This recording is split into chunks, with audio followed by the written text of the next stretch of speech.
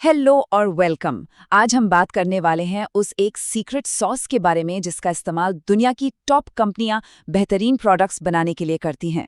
इसका नाम है एडवांस्ड प्रोडक्ट क्वालिटी प्लानिंग, या जिसे हम शॉर्ट में एपीक्यूपी कहते हैं। कभी सोचा है कि ये जो बड़ी बड़ी कंपनियां हैं वो कैसे हर बार बिल्कुल टाइम पर और बजट के अंदर कमाल की क्वालिटी वाले नए प्रोडक्ट्स मार्केट में ले आती हैं?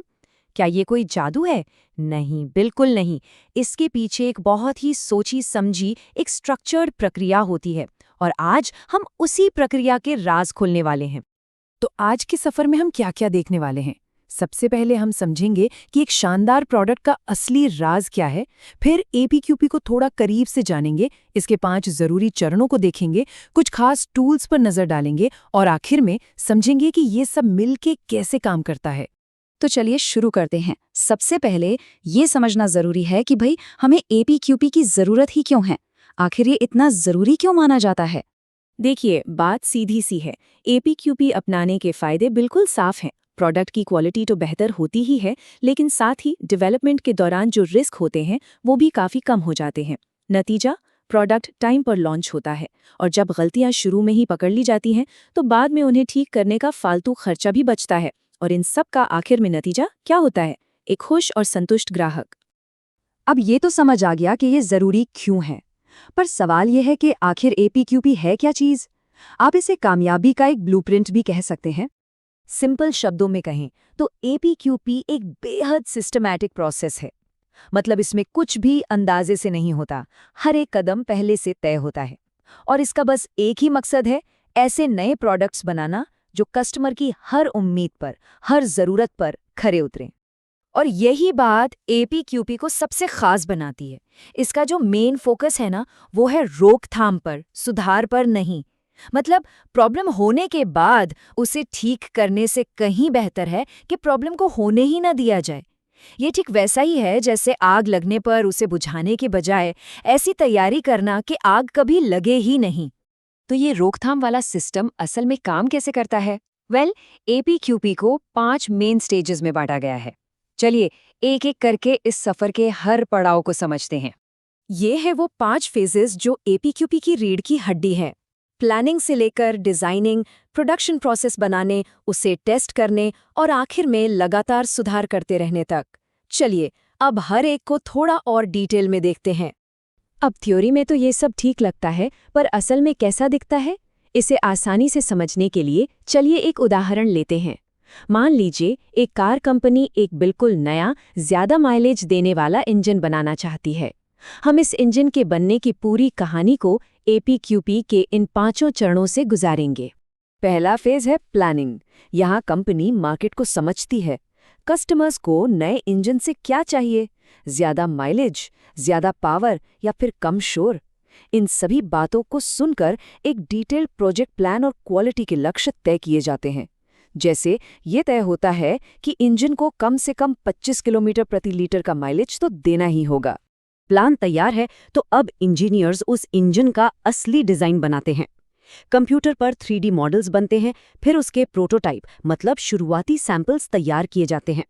इस स्टेज का गोल एक मजबूत और भरोसेमंद डिजाइन को फाइनल करना है जो हमारे 25 किलोमीटर प्रति लीटर वाले टारगेट को पूरा कर सके। और इसी स्टेज में एक बहुत ही कमाल का टूल इस्तेमाल होता है, DFMEA। ये डिजाइन में आने वाली संभावित प्रॉब्लम्स का पहले से ही पता लगाने का एक तरीका है। इंजीनियर सोचते हैं, क्या बहुत ज्यादा गर्मी में इंजन ओवरहीट हो सकता है? अगर हाँ तो क्यों और इसे कैसे रोकें? इन सवालों के जवाब डिजाइन फाइनल होने से पहले ही ढूंढ लिए जाते हैं। एक बार इंजन का डिजाइन फाइनल हो जाए तो अगला सवाल है, इससे फैक्ट्री में लाखों की तादाद में बनाएंगे कैसे? ये तीसरा फेज इसी के बारे में है। यहाँ पूरी प्रोडक्शन लाइन की प्लानिंग होती है, सही मशीनें चुनी जाती हैं और हर वर्कर के लिए काम करने के स्टेप बाय स्टेप निर्देश तैयार किए जाते हैं। जैसे डिजाइन के लिए DFMEA था, वैसे ही प्रोडक्शन प्रोसेस के लिए होता है PFMEA।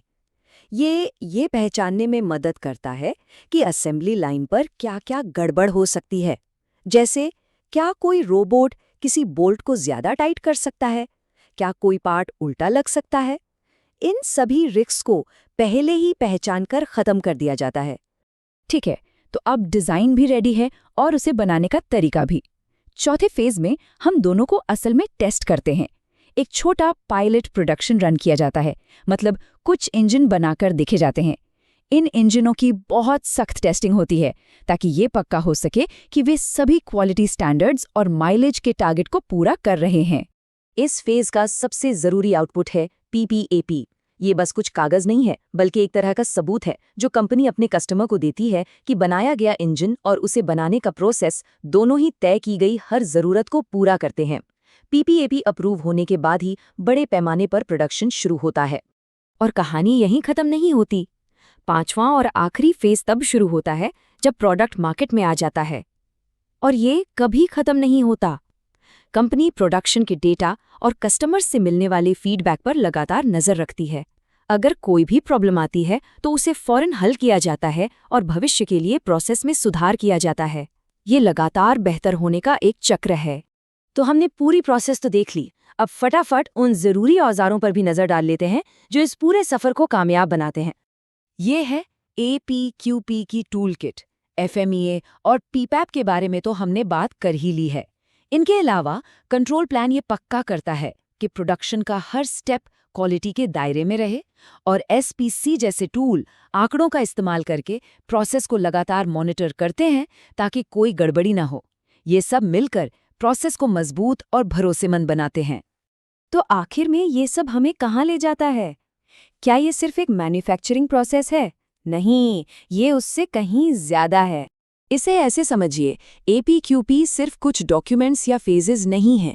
ये सोचने का एक तरीका है, एक पूरी की पूरी स्ट्रैटेजी जो एक आइडिया के जन्म से लेकर प्रोडक्ट के पूरे जीवन काल तक फैली हुई है।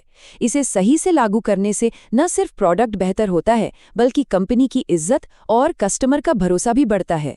तो आज की बातचीत से एक बात तो साफ है, क्वालिटी कोई ऐसी चीज़ नहीं है जिसे आखिर में चेक किया जाता है। ये एक आदत है जिसे शुरू से ही प्रोसेस का हिस्सा बनाया जाता है। अब सवाल ये उठता है कि सुधार की अगली बड़ी योजना क्या हो सकती है। हमारे साथ जुड़ने के लिए धन्यवाद।